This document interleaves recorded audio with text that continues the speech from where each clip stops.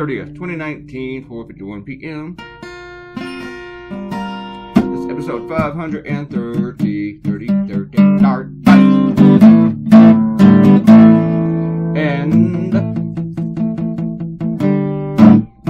my morning plans were kind of shifted around because of Donald Trump. But it's my own fault, really. It's not Donald Trump's fault, for once. When Donald Trump tweeted out that invite to Kim Jong-un, I should have started writing my ideas then. I should have started thinking about it. Go think. But I didn't. I was going through other stuff, and I just didn't think about it. And then when I woke up at 5 a.m. this morning, 5 a.m. in the morning, Ariel, and I saw that on the news, I knew I had to throw away the idea that I had, at least for now. And I really liked the cartoon that I wanted to draw. But I knew I had to do something with Kim Jong-un and Trump, because I thought nobody else is going to be working yet. No one else has a cartoon on this. So let me go ahead and do something on it, but I didn't have an idea.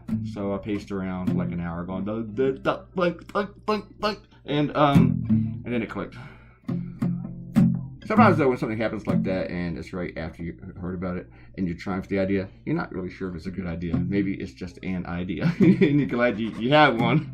Well, it's not a good idea, but it's an idea. So, but I felt pretty good about it. And then when I sent it to my copy editors, Laura and Hillary doesn't really waste a lot of time. She'll just give me a thumbs up. Sometimes she'll say something like, "Oh my God, what are you thinking of?" But today she just gave me a thumbs up. But Laura usually throws in a few notes at me, and she really liked it. Said it was grim. And you know what? That's one of my favorite reactions whenever a cartoon is grim. I want to hear that it's grim. And I shouldn't get fired from any newspapers for it.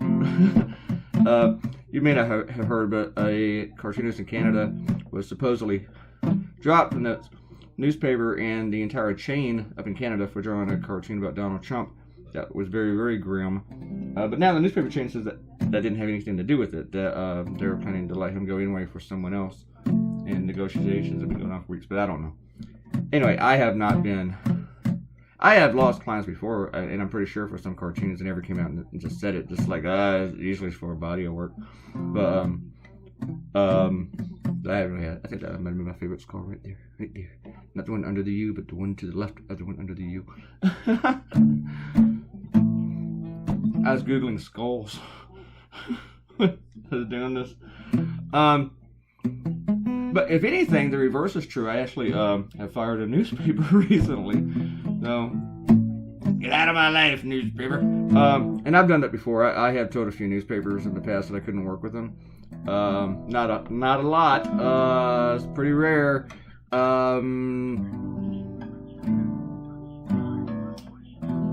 There's actually didn't even pursue this one. A friend of mine bugged me to go work for this. A friend, a former colleague. He's like, "Hey, I know these guys are doing this newspaper in Northern Virginia. They're real Republican and conservative, but this could be a work opportunity." And I was like, "Really? Really? You know me, right?" And I went to look at their paper, and I was like, "Oh my God, no." So of course I didn't fire that one. I just was like, "I'm not working with those guys." And now, if they had reached out to me to talk, I would have talked to them, but I wasn't going to reach out to them. And recently, a newspaper asked me if I could, just go ahead and just not send them anything that was criticizing Trump or anyone else. And I said, "You need to find another cartoonist, really. I'm not going to, pick and choose to my stuff for you guys. You don't get, one cartoon a week from me. Just find another cartoonist."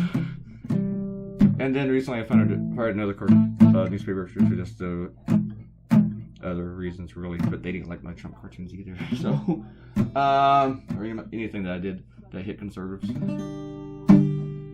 Which reminds me, I still got to talk to them about something.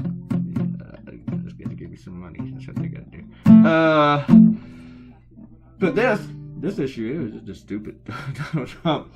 Hey, how about some impromptu summit? Get my rocks off. That's all he's doing. He's just getting his rocks off.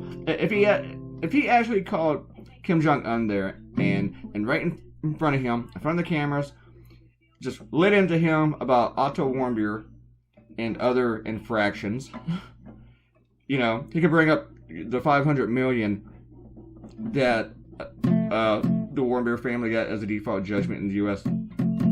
against North Korea. He could bring that up. He could do something. But nope, doesn't mention that kind of stuff. Nope. It's like Putin in the elections. Nope. I'm surprised he didn't joke about it. In fact, he defends Kim Jong-un. Says, well, he says he didn't know anything about it. I mean, tyrants and pedophiles, Donald Trump will defend them to the end of the earth. And Nazis, too. Forget about that. Nazis. But if they say that they didn't do it, well then, if they're a pedophile or a Republican or a dictator, sometimes they're all the same, you'll defend them. Alright, let's do some shout-outs. I know you guys might want to wait a little while before I do these videos, but the cartoon's been at 5 hours. Come on. Arrow says he's the only one who's commented.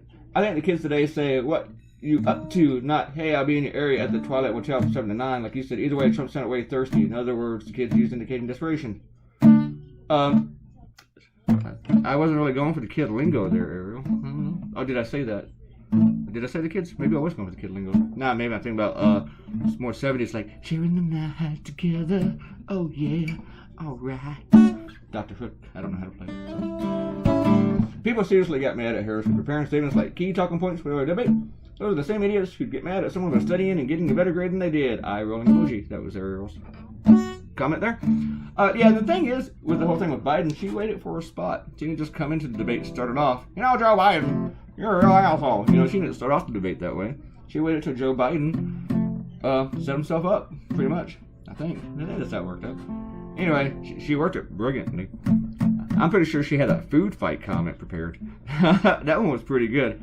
In fact, my editor had sent me that one. Hey, look at that food fighter thing. We should do something on that. And then the other thing happened. She was like, nope, never mind. Let's do something on that. Alright, here's your cartoon, folks. Hope you dig it. Or as the kids would say, it's real kino, man. I don't know. Arrow, tell me what the kids would say today, since you are the expert on what the kids say today. Click the red button, become a subscriber. Be a subscriber. Oh, I can get some money someday for this, yeah. And, leave a comment, and you'll get your very own shout-out where I say your name on the internet, on the YouTube, and you'll be like, you said my name on the YouTube. I'm special. See you guys tomorrow. Bye.